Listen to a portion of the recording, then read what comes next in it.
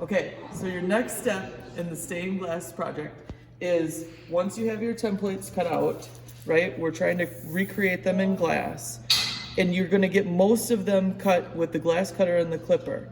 But once you've done all of that, you're gonna come over here and use the glass grinder. So the glass grinder the sponge needs to be wet. There's usually a cup of water somewhere. You can just pour it right on the sponge. That's just fine. The button to turn it on is over here.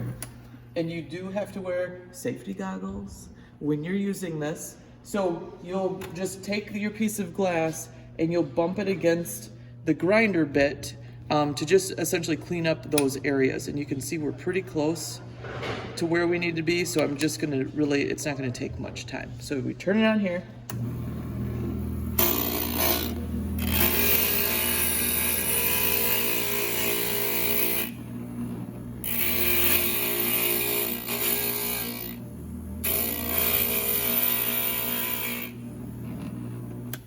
And you just push it up there and make sure that it keeps the pressure on the piece of glass and keep your fingers away from the grinder bit.